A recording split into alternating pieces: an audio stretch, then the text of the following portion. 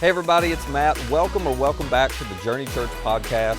If you haven't yet, be sure to subscribe to this podcast so you can automatically get our weekly episodes. And you might want to go ahead and subscribe to our Journey YouTube channel as well. You'll find messages, music, interviews, inspiring stories, and more for you all right there. Now, I hope this episode helps you take your next step in following Jesus.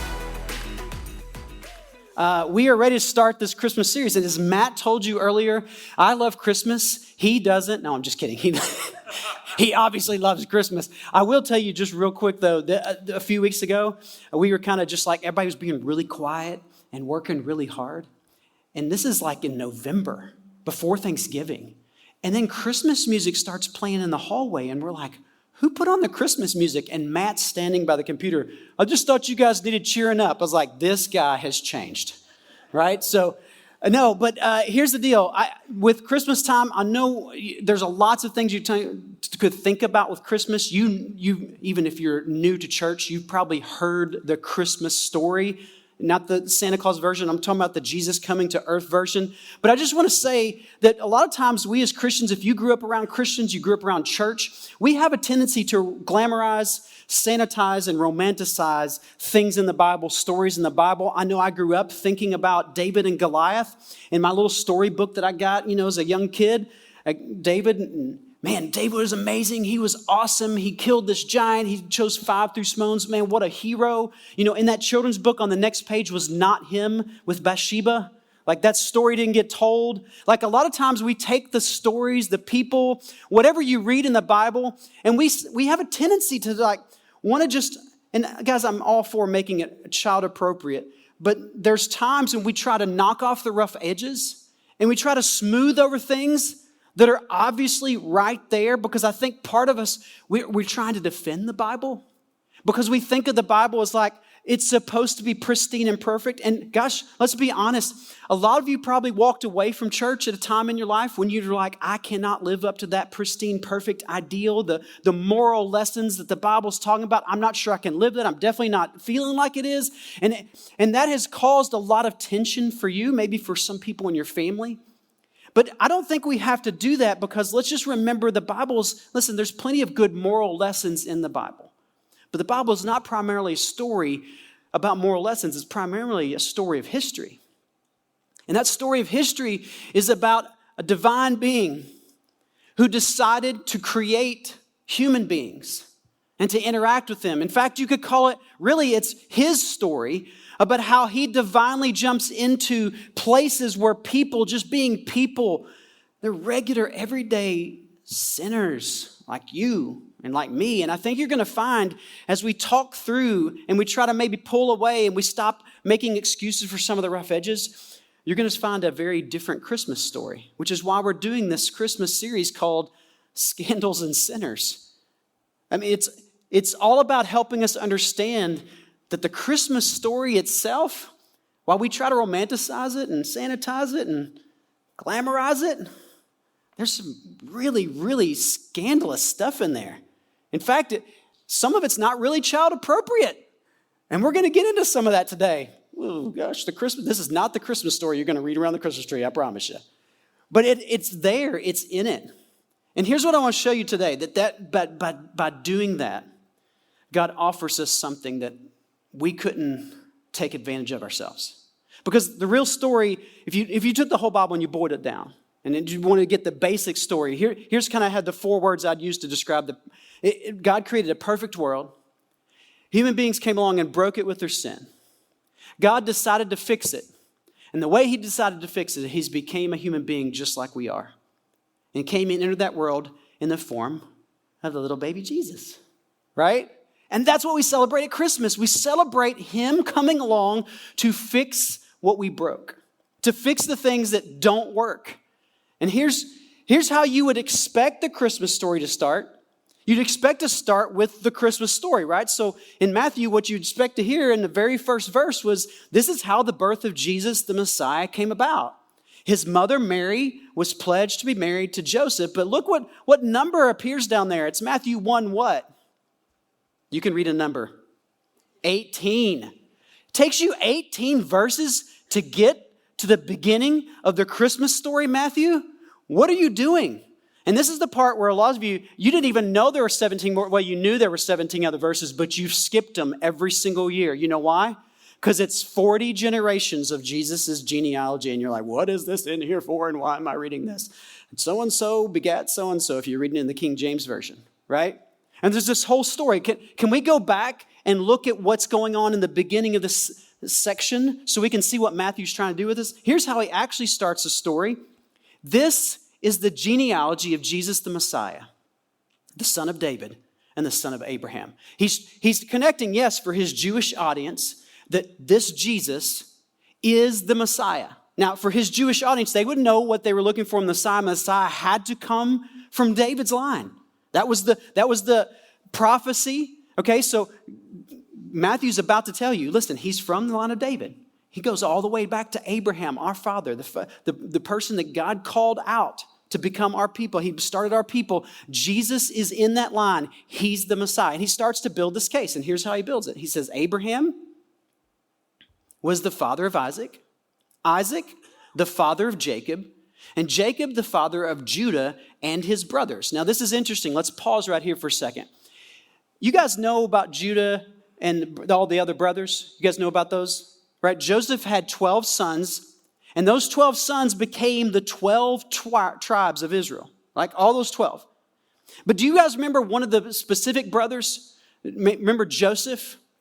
Joseph was one of the young. He wasn't the youngest. Benjamin was the youngest, but Joseph was one of the younger ones. Remember, Judah was the one that he's the one that said, hey, you know what? We need to sell off our brother Joseph. Let's sell him off into slavery. That was Judah's idea. So if you were going to pick all the brothers that you wanted to be in the line to bring about the Messiah, which brother would you have chosen? I would have chosen Joseph. He's the one that went down to Egypt and he did the right thing. Right? He ended up doing all the right things, and he did all the right things so much that God put him in place to lead over Egypt. And he was the one that saved his people from famine because he was able to provide for them in a really hard time because he was there doing the right thing in Egypt. But he didn't get picked by God to be the great grandfather of the Messiah. Who got picked? Judah. Nobody would have picked Judah. The Jewish audience that day, when you're reading this, you start to realize, Judah? Wait, and listen, this wasn't the only thing bad Judah did. Look, here's how it starts. He gets to Judah and his brothers, and he continues on. Judah, the father of Perez and Zerah, whose mother was Tamar. And all the Jewish audience went, oh no, please don't tell that story. And all the Jewish mothers went, cover your ears, son. Right? Because they all would have known this story of Tamar. And some of you in the room are like, I kind of know it. Listen, if you don't know it, you're about to get your eyelids going to blow back. Okay, your hair's going to get blown back. This is a story of all stories that listen, kids in the room, be ready. Okay, your mom wasn't going to read the story at Christmas, but I'm going to read it to you today. Let's jump back 1,500 years. Okay, boom, back to Genesis. And let's read about this scandal that Matthew brings up in the middle of this lineage of the Messiah, about to talk about what Christmas is going to become. He pauses for some reason in this fourth generation of Judah to give us some detail. And all the Jewish audience immediately goes, oh, because they know the whole story. Here's what the story goes. In Genesis 18, Judah got a wife for his firstborn, and her name was Tamar. But Judah's firstborn, was wicked in the Lord's sight. So the Lord put him to death. No context. I don't know what happened. I don't know what was going on with but pretty bad guy. Something happened. I'm not going to try to defend God on this one. There's nothing here to defend. I don't know what happened. I don't know what it is, but I know this about me. I think there's people in this world that if you asked me to be judge of them, I'd be like, yeah, they need to go. Right? So I'm just saying, I feel that way. I'm not sure I can judge God for feeling that way because he knows what's really in somebody's heart. So in this moment, all we know is that was a bad dude. Okay? So now it's about to get really complicated. So I'm going to try to make this very simple, and I'm going to go English teacher on you. You ready? Here we go. So Tamar, all right? Tamar is getting picked by Judah as the wife for dies. In their culture, Tamar cannot marry anyone and have kids with anyone outside the family of Judah. So Judah says, hey, what I'm going to do is I'm going to promise to you my next son, Onan. You're going to marry him so that you guys can do what the law says and you can have children and you can still be cared for. Onan, however, does not want to have children with Tamar. And Onan does some pretty disrespectful stuff to prevent them from having kids. And then he dies.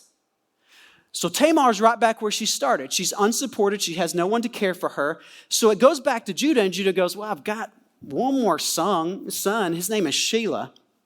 And Shelah, I don't know. Let's say Shelah. It's easier to say. Shelah here is too young to be married. So Judah says this to Tamar. He says, hey, go back home, live as a widow with your father's family.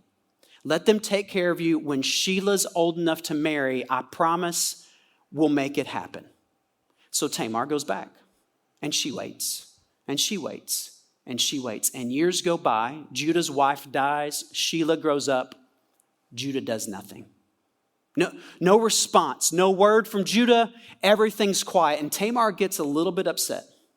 Tamar gets to the point where she's willing to try some desperate measure to kind of force Judah's hand. So she hears that Judah is going to head over to the city of Timnah.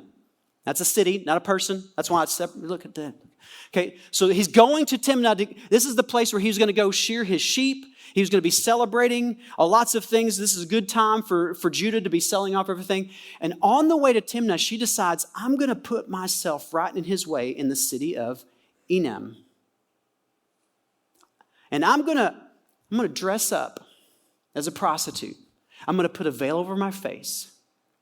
And I'm going to seduce Judah. And that's what she does. And Judah is taken in by this little trick. And so much so that Judah sees her, they get to talking, and here's what he says to her. He says, come now, let me sleep with you. Now, Timnah is smart. So she's like, well, what are we going to do? What's the payment going to be? I'm not for free. So here's what Judah says. Judah says, I'll tell you what I'll do. I'll send you a young goat from my flock. And you're like, that's not a great price. I don't know what. Maybe goat was a great price. But here's what I know. Tamar's so smart. She's like, well, I don't know if I can trust you or not. So here's what she says to Judah. She says, will you give me something as a pledge until you send it? Now that's smart. That's really, really smart. Because remember, Tamar, she has nothing to take care of her. She's living as a widow in her father's family, which isn't great, and she was promised something. And I'm not saying what she's doing is right, but here's what I'm saying. In this moment, she's trying to figure out, how do I get cared for by this man who made a promise to me? And she's tricking him, and he's going along with it. And here's what he says. He says, what pledge should I give you? And so she answers, your seal and its cord and the staff in your hand, she answered. In other words, I'll take your passport, your driver's license, and your credit card. Right? These are things, his staff, his cord, his seal, those are things that identify him to the people he does business with. These are the things that every man would have carried as a way to show his status. And she's like, I'll take those. And Judah says, like anybody else would, sure. Go to the next slide. And bring her out. No, go back. Sorry. Yeah. He says, sure. 3 months later, word comes out. Here they are. Tamar's pregnant. Now, they all report to Judah that she's pregnant. She's been prostituting herself. And Judah, now you got it, right? Now the slide. Bring her out and have her burned to death. Because he doesn't know that was Tamar. He had no clue. She hid herself. It'd been a few years. Let me ask you this. How many of you would have, in that moment, forgiven Tamar, remembered that you promised her something, and man, I should have had her marry to take care of her? That's what we hope we would have done. Here's what I find fascinating about Matthew throwing this story in here. Every one of us looks at this and goes, these aren't the stories we're supposed to emulate, obviously. So why bring it up? Why, Matthew? We had a perfectly good Christmas story, and you had to throw this in. You have Judah, once his brother dead, sends him off to slavery, can't seem to follow through in his promises, and then once he gets somebody pregnant, doesn't even know, he's doing all that behind everybody's back, and then he's offering to kill off a prostitute that he got pregnant. Why throw this in there? Look what happens next. Tamar says, listen, yeah, I'm pregnant for sure by the man who owns these. You forgot. I got your passport and your driver's license and your credit card. Who these belong to, buddy? And she got him, didn't she? Here's what's interesting about this whole thing. Matthew tells the story of Jesus' genealogy, and instead of just saying, and Judah was the father of Perez, and Perez was the father of so-and-so, he pauses and he points this out. It's intentional, it's direct, and it's drawing his Jewish audience in to go, look at this, guys. Do you remember this story from Genesis? I know you all remember it. Here's the guy that was picked. Here it is. So in Matthew chapter 1, verse 3, here's what it says. Judah, the father of Perez and Zerah, whose mother was Tamar. Perez, the father of Hezron. Hezron, the father of Ram. And he continues on and on and on. So why, Matthew? Why? Why make it a really uncomfortable day? Why make us remember the worst parts of our history? I'll tell you why. Because Matthew experienced something. Matthew experienced being a tax collector who was hated by all of his people. A tax collector was shunned, pushed away. Matthew was not accepted by his very own people. Matthew was an outcast, and he knew what it was like to be on the outside of what was good. Matthew knew what it was like to be considered bad, the worst, the terrible. But along came this guy named Jesus one day. And Jesus drops by Matthew's tax collector office. And you know what Jesus looks at Matthew and says? Do you have any idea? He says, Matthew, get your stuff together, man. You're living a terrible life. I can't believe you're even sitting in here. You're betraying all your own people. Yeah, you're not worth the dirt on my shoe. No, that doesn't come out of Jesus' mouth. You know why? Because God used the worst of the worst to bring about the best of the best. And Matthew knew what that felt like because he one day, as he's sitting in his office, not the words, you're terrible, you're awful, you're not worth my time. Jesus stops by his office and says this. He says, hey, Matthew, follow me. What? Jesus, you asked Matthew to follow you? There's got to be some better people out there. There's got to be some more appropriate people in the world to come and do what it is you're going to train your people to do. There's got to be better candidates out there. You didn't even ask for applications and you just went into this tax collector's office and you looked at that guy and said, he's the one? Why would you pick him to be one of your 12 followers? I think Matthew, when he started looking about where Jesus came from, I think he had a real connection moment with Judah and Tamar and that story. And I think as he started looking through it, he started thinking, man, Jesus was totally different. Jesus approached us as sinners different. So I gotta show people the story. And I gotta remind them it was the worst of the worst that God chose back then, and he's choosing the worst of the worst now to bring and announce the best of the best. And Jesus actually says this as people look at him and say, why did you choose Matthew? You know what he turns around and says? He says this. He says, for I've come not to call the righteous, but I've come to call sinners. And some of you came in this room today thinking you don't really live up to, and you really don't know how if your life can be, and you're not sure if I could even ever, and man, I'm not worthy of, and I don't think I could live up to what those church people do. Listen, the glamorization is over when Jesus comes. This whole sanitizing, romanticizing we do of this story, listen, we do that because, one, we want to protect our children from things that honestly are hard to hear when they're that young. I get it. We write Bible stories and we write Christmas stories so we can share them with our families and kids. But listen, what we forget to do as they grow older is to remind them that there is a real intersection of the divine with who we are as humans. We broke this world with our sin. Matthew reminds us in the Christmas story, it's not just a story of Jesus coming as a baby because it's cute. God himself stepped into history to fix what we broke. And that means, you know what that means?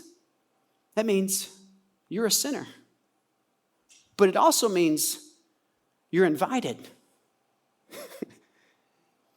It means you don't have to fix yourself. You know all those things, maybe even you as a believer here this morning. You have a week where you have not said, done, thought, or even believed the things that the Bible talks about. And you have lived a life that is so far from what you think you're supposed to be living, that you're trying to aspire to live to, these moral things that you want to make. Gosh, I just want to be able to get there. I want to be able to get there. You've done all that, and you come in here, and you feel like what we talk about is for somebody else. Don't you think Judah thought the same thing? Don't you think Matthew thought the same thing and he wrote part of the Bible? Don't you think Peter, who denied Jesus 3 times at his death, thought the same thing? Don't you think Paul, who murdered Christians before he became one, thought the same thing? If you look through the history of the Bible, you know what's so wonderful when you don't try to smooth the edges over to the story of the Bible? When you start reading the stories, you start to realize these people, what made them great was that God stepped in their life and said, hey, you're not getting it right, but I'm here, and I'm going to walk with you through it. And so listen, here's what following Jesus does for you. Following Jesus gives you access to God's Spirit who lives in you, and all those things and reactions that you hope to get better. Listen, as you start to cooperate with His Spirit, as you begin to follow Jesus in earnest, He helps you become the person you most want to be. Your life gets better, and you get better at life at the same time. It doesn't mean everything gets perfect. It just means you navigate the challenges, the obstacles, and the things that used to break you and knock you off your game. And it makes you stronger because He's with you, and He is inviting you into His story every single day. And this is what we forget at Christmas time. The coming of Jesus was not about a cute story about a baby, although, gosh, babies are cute. It's about a baby who was here to remind us that we're invited in this story that's bigger than our sin. It's bigger than our mess. It's bigger than the things that we don't get right. It's bigger than all of that because this baby grew up to be a man to live a perfect life. And that man died for your sin. That's right. He gave up his life so that you could have life. He paid the penalty that you couldn't pay. And here's the hope we have in Christmas that Matthew wanted us to know. That when it's all said and done, we're all sinners. We've all got scandals. But in the midst of that, God stepped into our story, invited us into something bigger, and gave us the grace we needed to step into that story with Him. So here's my invitation to you this morning. Will you this week remember that your sin does not negate you? It does not knock you out of the story. If you do not understand what it means to follow Jesus, we would love to help you understand that. Because we think it's the thing that changes everything about how you think about yourself and your neighbors and the people you work with and your family. And it starts to change it in such a way that everything that you thought was really, really wrong with you can be healed over time as you cooperate with his Spirit. And I would love for you to make that choice and be invited in that story. If you have questions about that, if you have any concerns about, like, I just don't get it, I don't understand if it's for me or not, would you come by the suite? Ask me or Matt or the people in there. Listen, we're here to help you navigate the story. We're going to be having a starting point class next semester that will help you walk through this whole story again and kind of get it. But we think this is the thing. Most people don't think they deserve to follow Jesus, and that's the whole point of Jesus' coming. Because none of us can live up to the perfect standard he set for us. And he knew that. And he invited us anyway. And so I invite you, come follow Jesus. Because you got invited. And so did Tamar. And so did Judah. So did Matthew. So let's pray this week that we respond to that invitation and we follow Jesus. Let me pray for us. Heavenly Father, this Christmas story is amazing. I'm so grateful that we had people all along and through all the years to keep these stories as they were, that they didn't try to smooth it over. They didn't try to change the text. They didn't try to move this story out because it was uncomfortable. In fact, they left it in because it was uncomfortable. They left it in to make sure that we knew that the discomfort we feel about our own sin is something that you came to solve through Jesus anyway. And so, God, thank you for these stories, these sinners, these scandals, these representations that show us that we also are loved by you. And God, thank you for inviting us into this story. I pray for those in this room who have not yet taken that step to follow you, God, that they would take that step this week. They would learn what it means to follow Jesus, and their life would begin to heal. And I pray this in Jesus' name. Amen. Hey, if you'd like more content like this, subscribe to our YouTube channel and download our Journey app to access all of our recent message content. And our app is the easiest way to share this content with friends. For more information on our church or to find our app or our YouTube channel, just visit journeycalway.com. That's journeycalway.com. Thanks for listening.